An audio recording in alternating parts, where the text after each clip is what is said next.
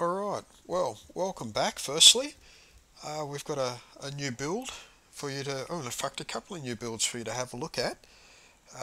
And I've actually drawn the plans up in Inkscape first, so you can have a look at them before we start building the guitar. So firstly I want to thank my mate Wal for helping me out learning the ropes with Inkscape. That's the first time I've used a program like this for drawing the plans, and it'll be used every time from now on. It's just invaluable. The ability to draw the plans out in scale, move everything around, tweak the shapes, it's phenomenal. So it's something I'll do from now on, I think. But anyway, we've got two guitars. I'll load the plans up and you can check them out before we start building them. As you can see, it's loosely based on a Les Paul Jr. So it's a Gibson scale. It's a set neck. It's a angled headstock, 700 degrees, and it's just got one P90. Very basic tone and volume controls. We've got some pearl dot markers up the neck, and it's quite different construction wise to the Fenders that we've or the Fender style guitars that we've built on the previous videos. So we're going to build this guitar, and we're also going to build well, it's a dual build. We've also got it's the same profile, but it's a little bit more fancier. So we're going to bind the headstock on this version. We've got the trap inlays. We're going to bind the fretboard as well, and we're going to bind the body. And of course we've got two P90s, and we've got a tone and volume for each with a selector switch. So two versions of the same guitar. One is a little bit more fancy than the other, and apart from that, they're the same profile, so there's not a great deal of difference. Construction wise, it's still the same. So the first thing we need to do is construct a couple of necks, so we'll get stuck into that now.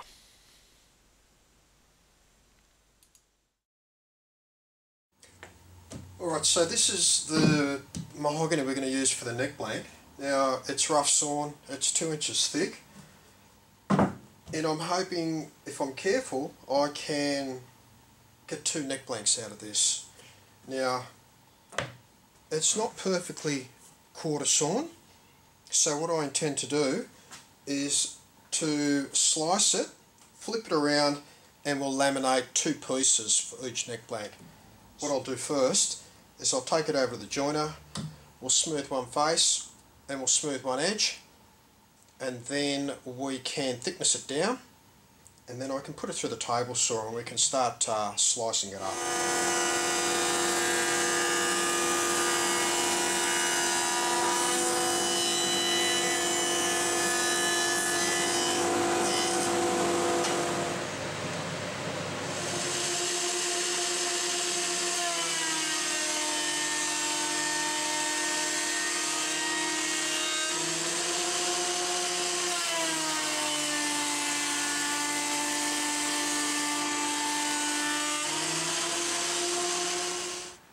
Alright, so the plan is to split this right down the middle, and then each of those pieces will be split down the middle again.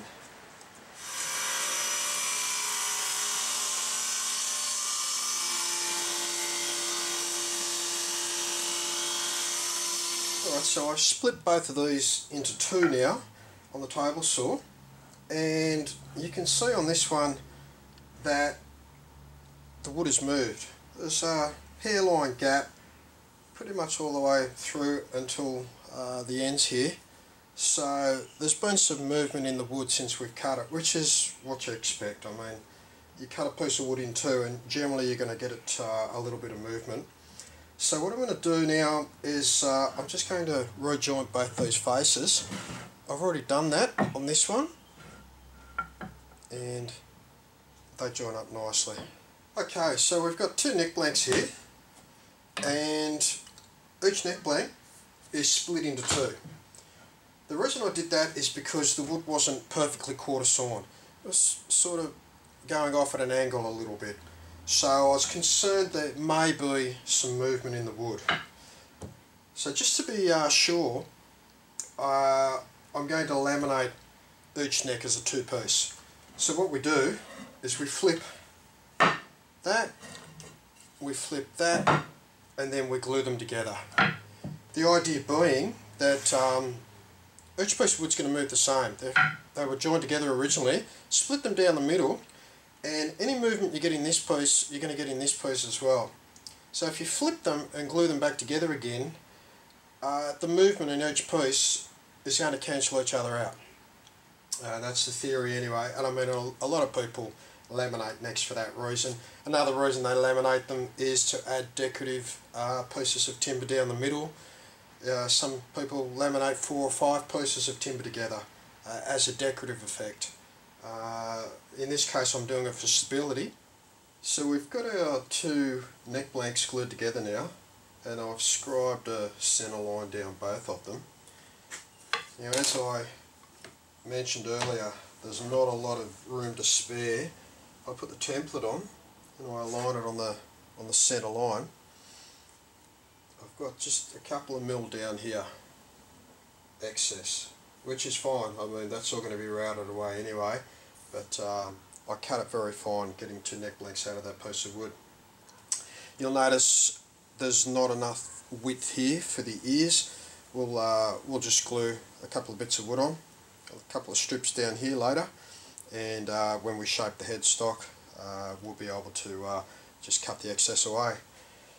Now if we flip it over, because I kept it almost 2 inches thick, when I thickness it down all I did was just level the top out. There's just a little bit of area here where there's no wood, and I'll glue a block on here. That's going to be strong. It's going to be long grain to long grain when I glue it, so it's going to be plenty strong. It's not going anywhere, and it's also going to be situated past the last tuner holes anyway, so it's at the very end of the headstock, so there's no stress on it. It'll be fine. And that goes for the other blank as well. I'll treat that exactly the same. They're the same thickness.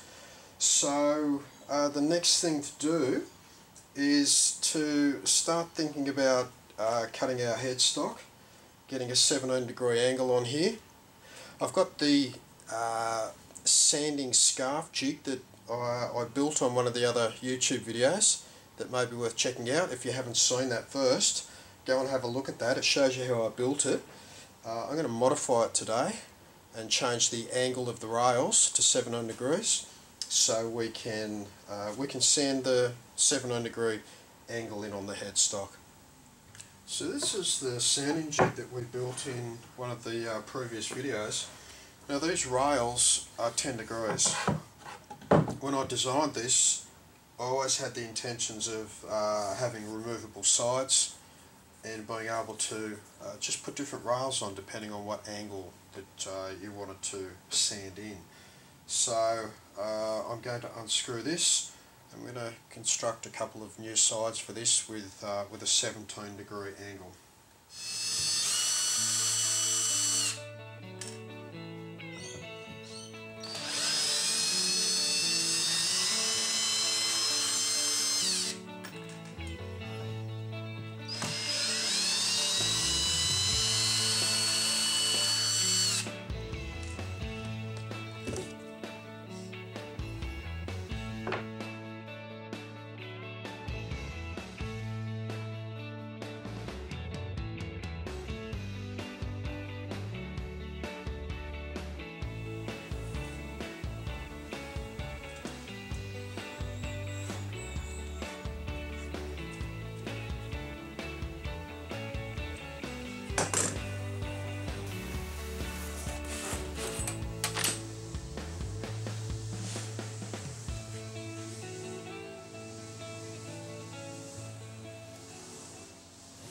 Pretty happy that's 17 degrees, so we'll rough cut that out on the bandsaw now.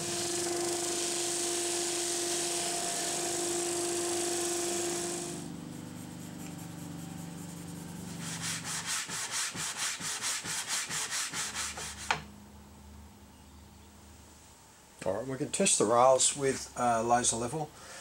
So we've got it zeroed out, 0 degrees, and then we put it onto the rail, and we've got 17.25, which is close enough for me. So we've got one rail that we know is accurate, and we'll just make a copy of that. So I've just traced around it. I'll cut that on the bandsaw, and then I'll attach the master to the copy, and I'll take it over to the router table, and I'll just clean it up, and then we'll have two rails that are identical. And then we can just put the screw holes back in, and we can attach it back onto the jig, and we can start using it. Alright, so that's complete now. We've got the new rails on there. They're set at 17 degrees. These are the original rails that we replaced. These are at 10 degrees. So we can put them aside. Right, so I was lucky enough that the wood is thick enough that I don't have to do a scarf joint on either of these necks. The only thing I need to do is to just graft a little bit of wood on at the end, just to finish the end of the headstock off. But of course this jig is designed for doing scarf joints. If you check the original YouTube video out, you'll see how this does that. But in the case of these neck blanks, all we're going to use this jig for is to sand the angle in the 17 degrees on the what will end up being the top of the headstock. So the easiest way to do that, just mark along there. We know that's going to be 17 degrees. I'll take that over to the bandsaw, and I'll just cut the top off that roughly, and then we can put it back into the jig, we can lock it down, and we can start sanding that angle in.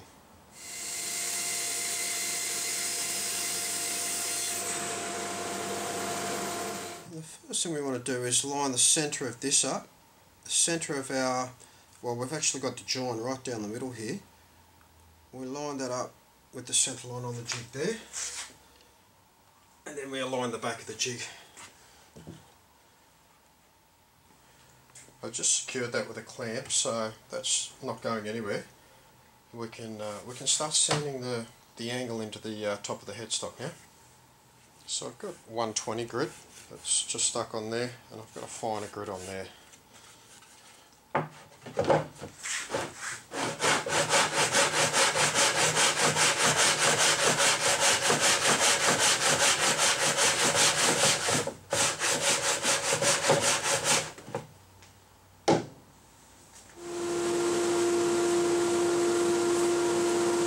So that's after 20 odd seconds of sanding. You can see we've already started to square it up and sand it down. Obviously when I've cut it on the bandsaw, I haven't cut it straight, so we've got some deeper sections here.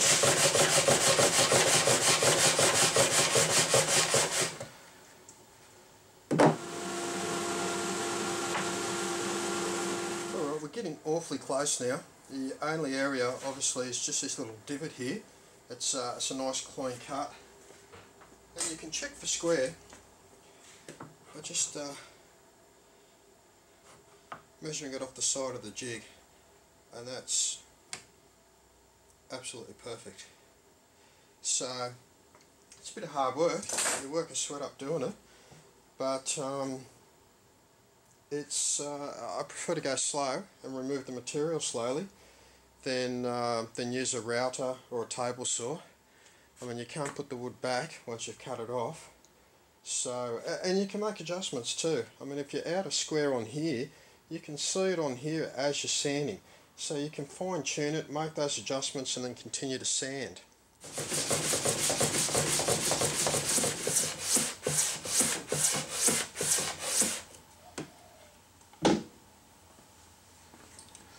Alright, well that's done.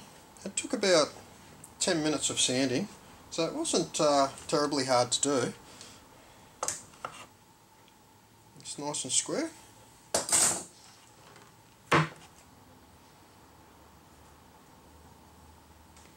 So if you were doing a scarf joint in this jig, you would do exactly what we did with this piece.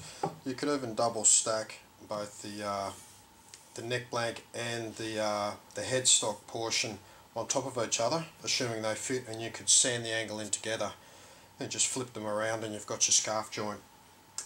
Or you could sand them separately. Alright, so that's the second one done as well. That took literally 2 minutes of sanding.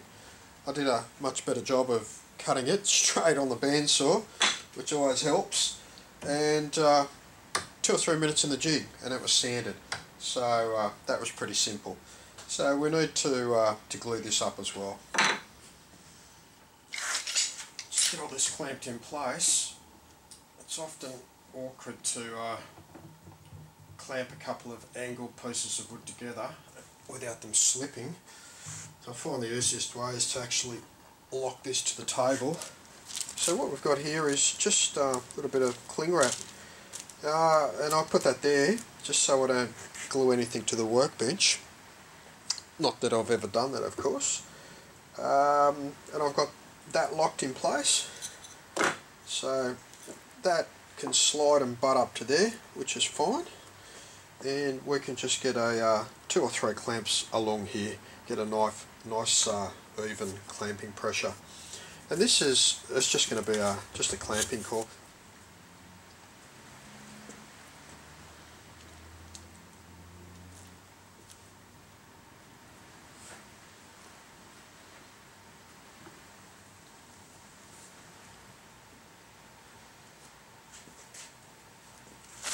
Alright, so we're at the point where I need to trace the side profile of the neck onto both the blanks. I need to bandsaw away the excess, and then somehow I need to be able to smooth the back out and finalise the contour. Now that's really thick. I certainly wouldn't use a router to do that, it's too dangerous. I think it's too dangerous anyway. So we're going to make a jig up similar to this. The idea being you have the contour, which is the side contour of the neck along here. Once you rough cut out the shape, you clamp the neck in, you clamp it down, and then you use a robo sander in your drill press. So this bearing here follows this MDF here, and what it does is it just cleans up the back profile. It sands the back profile nice and smooth, and it makes an exact duplicate of what we have here. Now this is a jig for a different type of neck. So what I've done is I've just printed out a side profile. So I just did this on my home printer. I joined them together with a bit of tape. I took some measurements to make sure they were scaled right when they were printed, and then I stuck them down onto some very thin MDF. It's probably 6-7 mil. And then I sanded the profile in, the back profile of the neck here. And then I took that and I copied it onto a thicker piece. This is 1/2 inch MDF. Alright, so we've got our jig completed. It's pretty simple, it's pretty rough. So I've just got a couple of toggle clamps that I've put on here, and that's going to lock the wood down.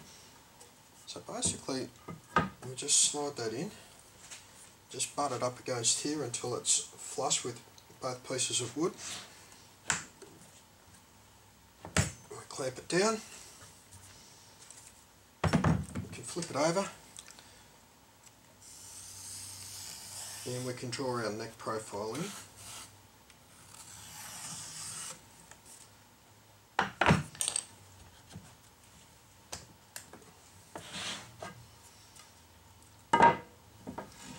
So we've got our neck profile that's drawn in now, so we can take it over to the bandsaw, we can cut the excess away, and then we can put it back into the jig and we can sand it flush.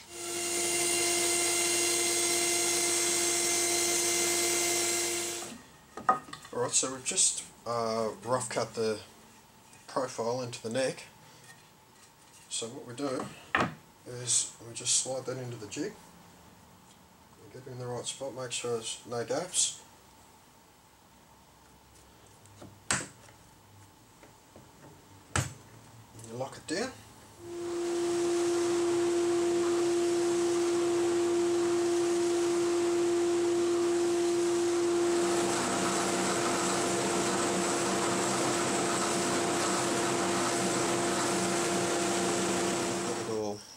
sanded up now. We've got the profile sanded in nice and smooth.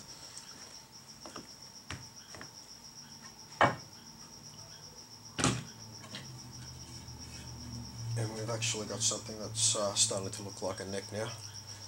So the next step after this is to route for the truss rod, and then we need to glue some ears on the end here, and then we can start thinking about shaping the putting the taper in. Now I didn't bother about sanding this. I'll actually do that with a router. I want that to be really precise, so I'll build a couple of rails up and I'll run a router across the top and just take all this material off and get it dead flat.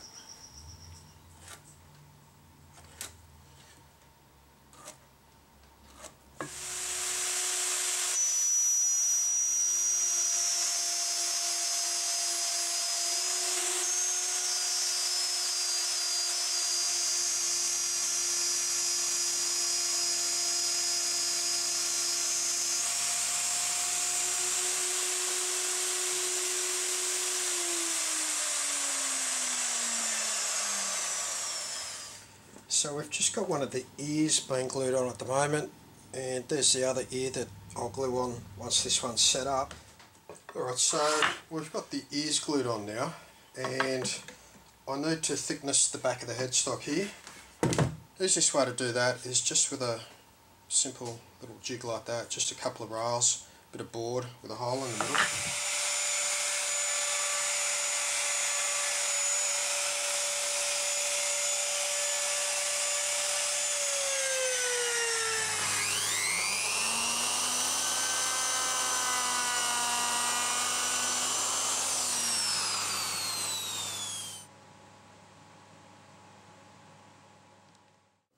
Now we also need to have access to the truss rod channel.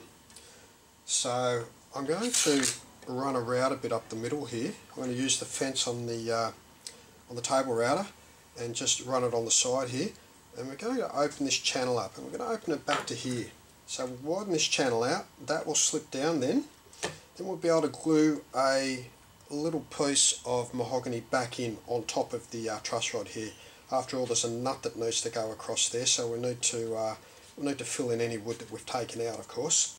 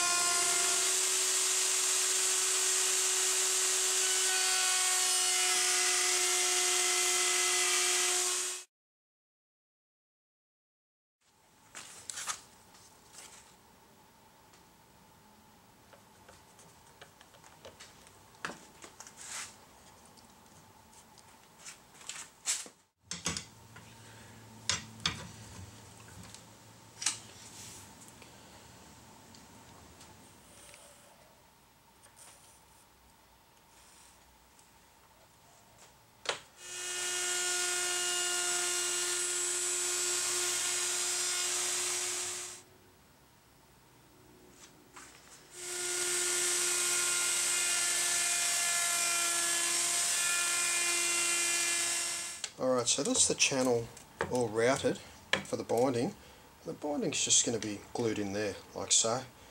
And that's all flush there, and it's just a little bit proud on the top here. So this is just a test piece of wood that I put through to adjust the height before I ran the neck through. So I'll just give you a demo of what we're going to do. I'll just glue this in.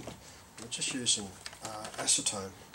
Acetone melts this ABS binding, so all we need to do is just flood that with a bit of acetone, put a bit on the back of this as well, and then just push it in. Alright, so you put a bit of tape over that and just let it set up for half an hour or so. I'll just hold this for a minute or so and you can see the result. Okay, you can see that's holding itself on.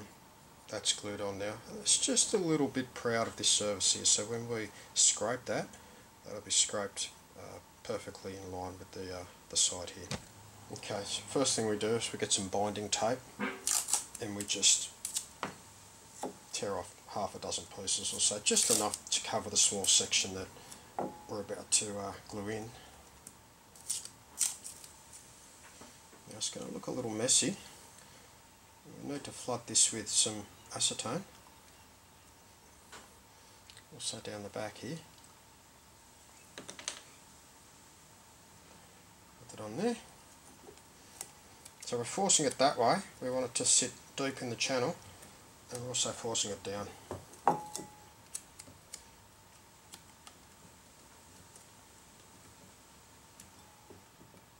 Okay, that was pretty easy.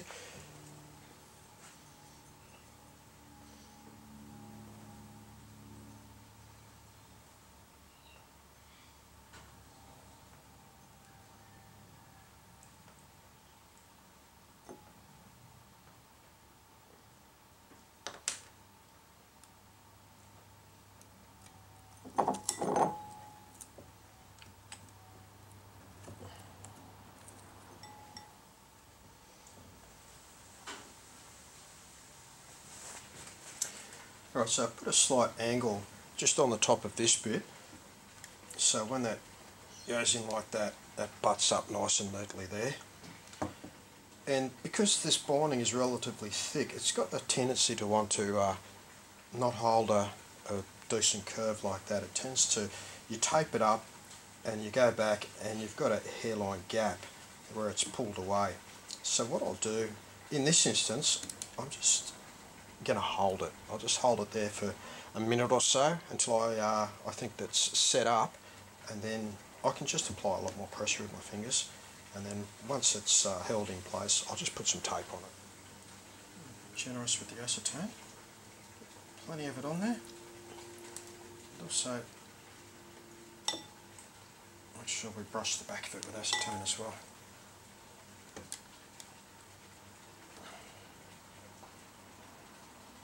So I've just used my Stanley knife and I've just pared away little bits of plastic at a time until I've got that nice and flush there, and now I can just run a piece all the way through. So I just heated that up until it was soft, and then I was able to pre-bend it pretty much. I mean, it sprung back a little bit.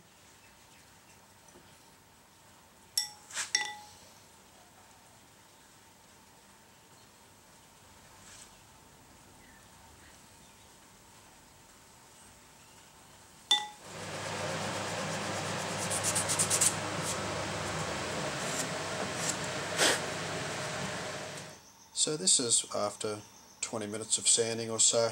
We've just cleaned up all around the sides of the binding. It's all come out nicely. It's ready to be inlaid now.